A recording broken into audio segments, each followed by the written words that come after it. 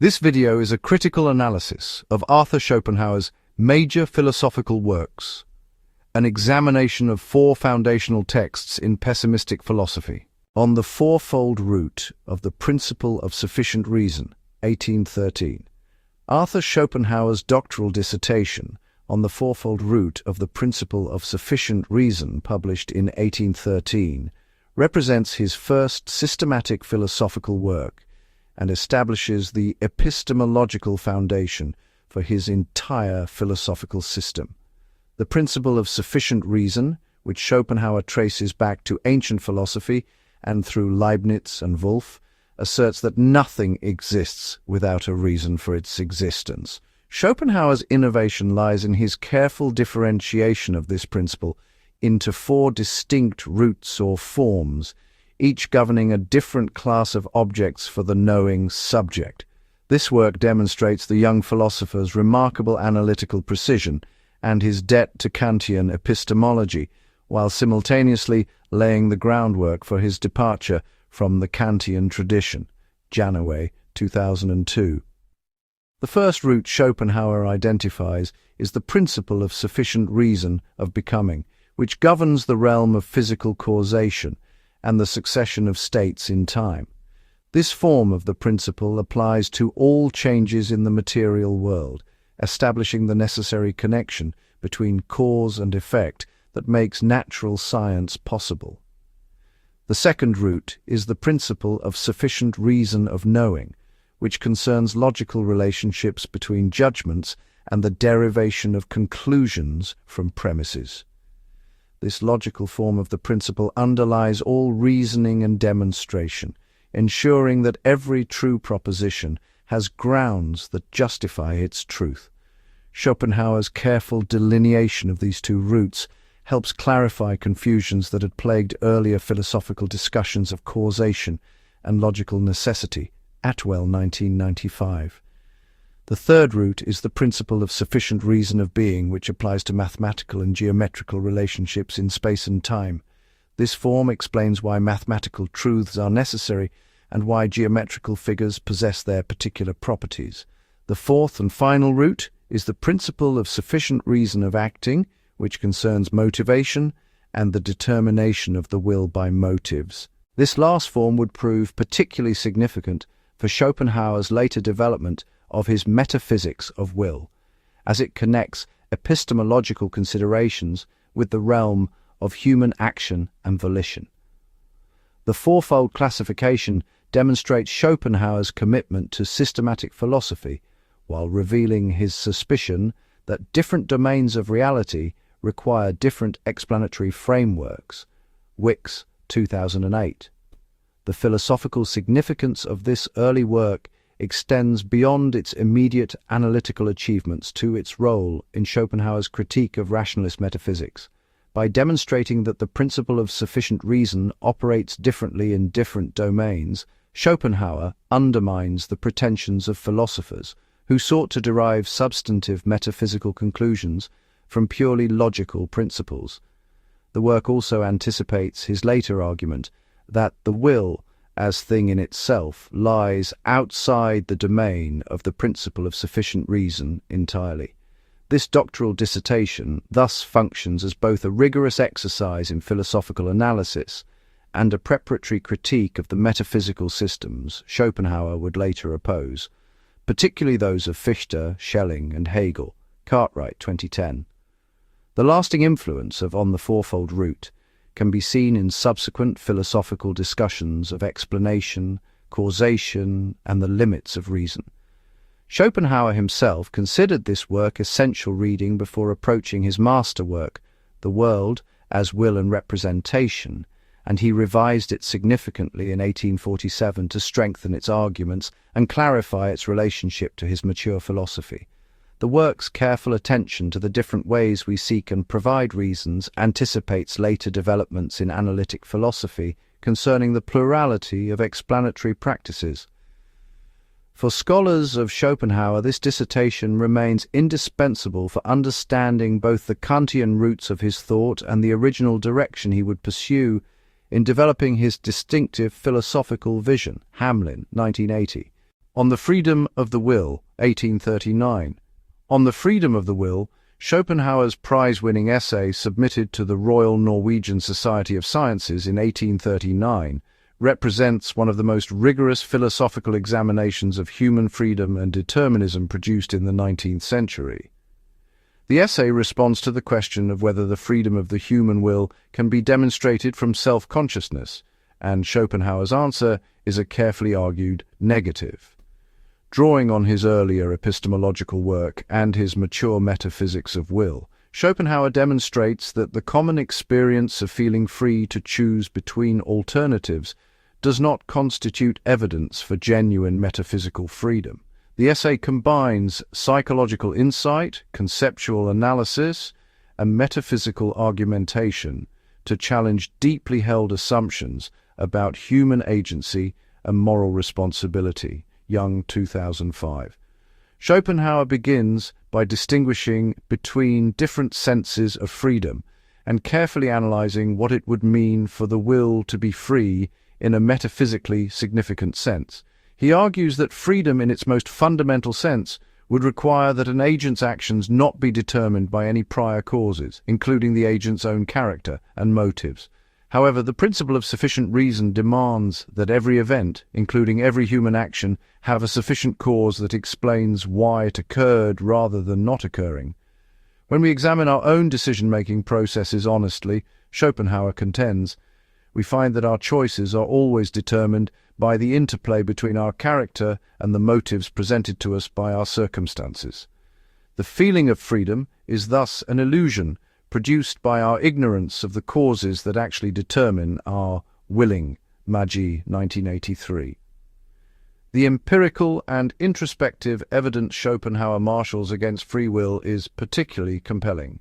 He points out that if our wills were truly free, we could not predict human behavior with any reliability, yet in fact we regularly and successfully anticipate how people will act based on our knowledge of their characters.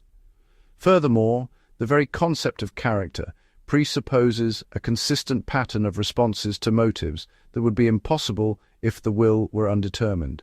Schopenhauer also draws on the phenomenon of regret, arguing that when we regret our actions, we are implicitly acknowledging that given the same character and circumstances, we would act the same way again. This suggests that our sense of having been able to do otherwise is retrospectively constructed rather than accurately remembered. Gaia, 1999. Despite his denial of empirical freedom, Schopenhauer does not abandon the concept of freedom entirely, but relocates it to the transcendental or metaphysical realm. Drawing on Kant's distinction between phenomena and things in themselves, Schopenhauer argues that while our empirical character is determined and unfree, our intelligible character, our will as thing in itself, exists outside the domain of the principle of sufficient reason and is therefore in some sense free. This intelligible freedom does not manifest in particular choices between alternatives, but rather in the fundamental nature of our character itself. The individual's character is a particular manifestation of the universal will, and in this metaphysical sense, each person is responsible for being the kind of person they are, even though their particular actions flow necessarily from that character. Jacquette, 2005. The influence of On the Freedom of the Will extends well beyond academic philosophy to ongoing debates in psychology, neuroscience, and criminal justice about the nature of human agency and the appropriateness of moral and legal responsibility. Schopenhauer's arguments anticipate many themes in contemporary compatibilism and hard determinism, and his psychological observations about the retrospective construction of the sense of freedom remain relevant to cognitive science research on decision-making. The essay's combination of philosophical rigor and accessible prose made it one of Schopenhauer's most widely read works during his lifetime, and contributed significantly to the late recognition he received as a major philosophical voice. For those interested in the free will debate, this essay remains an essential contribution that challenges easy assumptions on both sides of the controversy. Safranski, 1990. On the Basis of Morality, 1840, Schopenhauer's On the Basis of Morality, submitted to the Royal Danish Society of Sciences in 1840, presents a radical alternative to Kantian ethics that grounds morality in the emotion of compassion rather than in rational duty. Although the essay failed to win the prize, Schopenhauer was the only entrant, the Society's criticism of his disrespectful treatment of previous philosophers only deepened his conviction that academic philosophy had lost its way.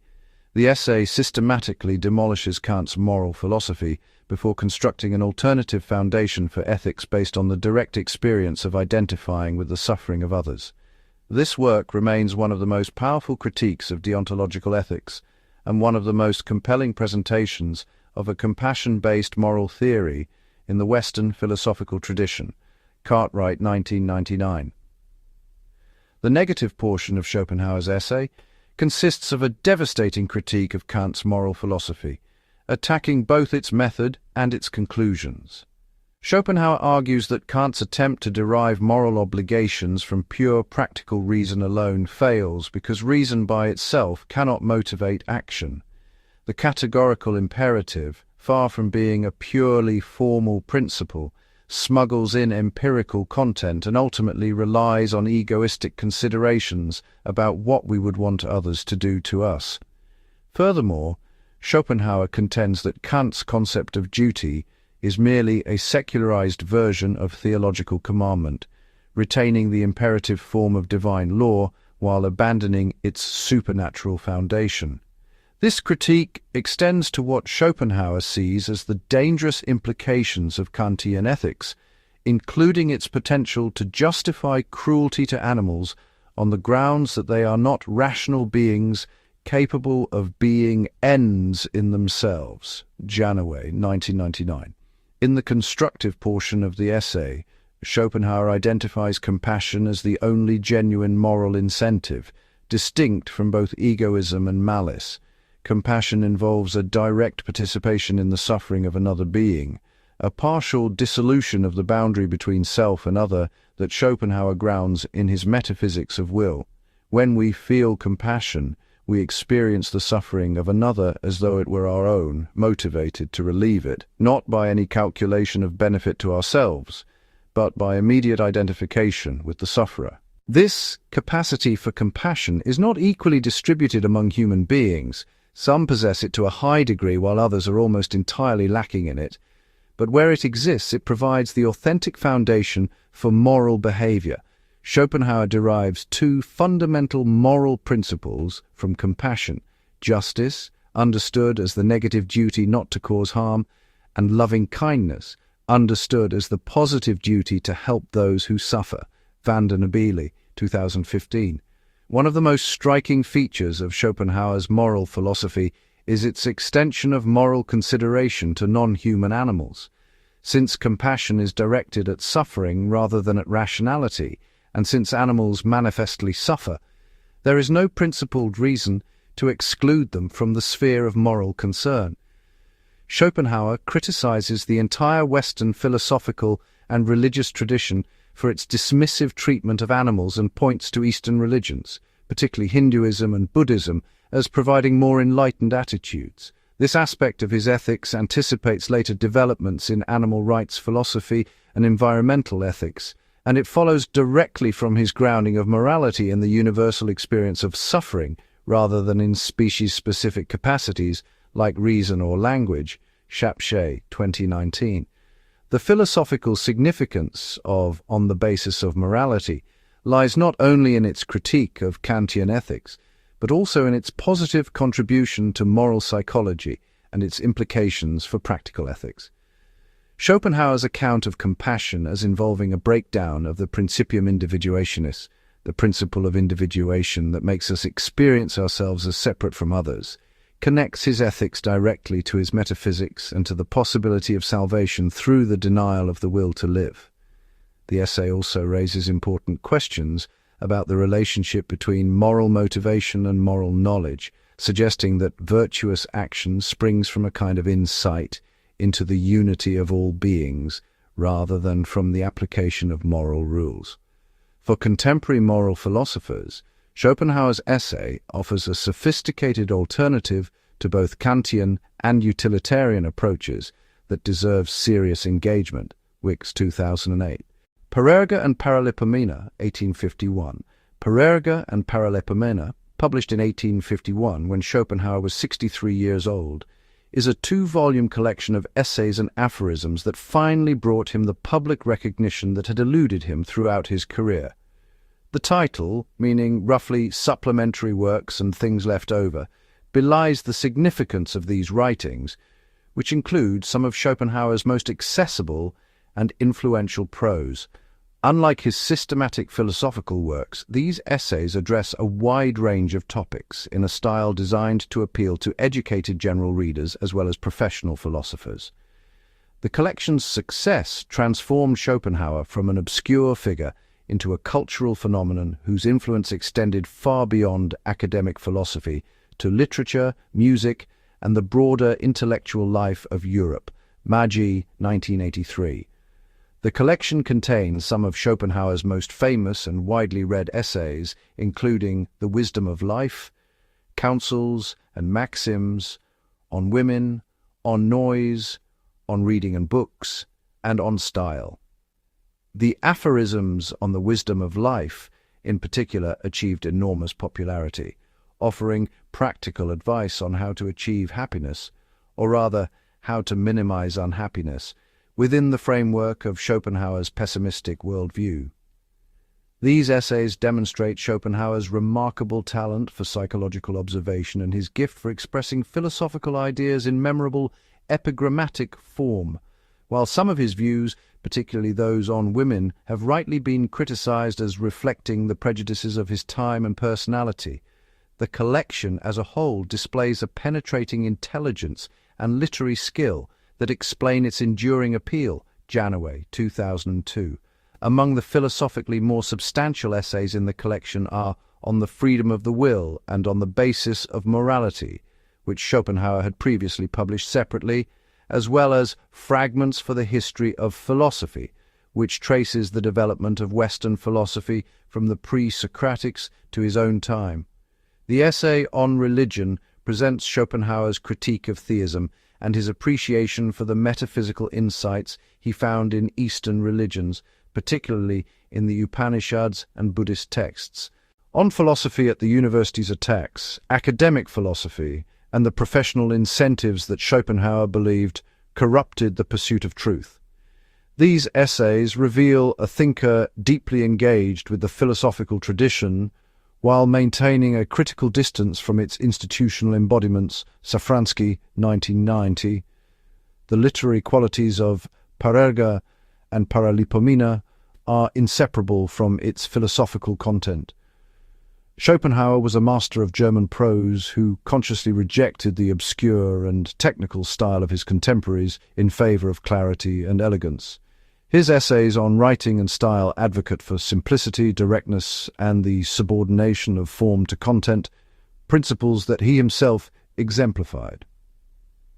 The influence of these literary essays extended to major figures in German literature, including Thomas Mann, who found in Schopenhauer a model for the integration of philosophical ideas into literary art. Nietzsche, who discovered Schopenhauer through Parerga and Paralipomena, was profoundly shaped by both the philosophical content and the stylistic example of these essays. Young, 2005. The historical significance of Parerga and Paralipomena lies not only in its role in establishing Schopenhauer's reputation, but also in its broader cultural influence.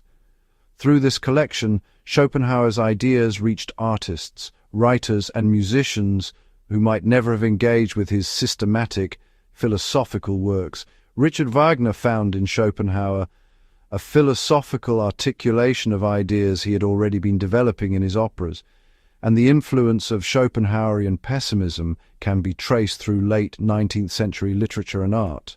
The collection also established a model for philosophical writing that addresses both specialist and general audiences, demonstrating that profound ideas need not be expressed in impenetrable prose.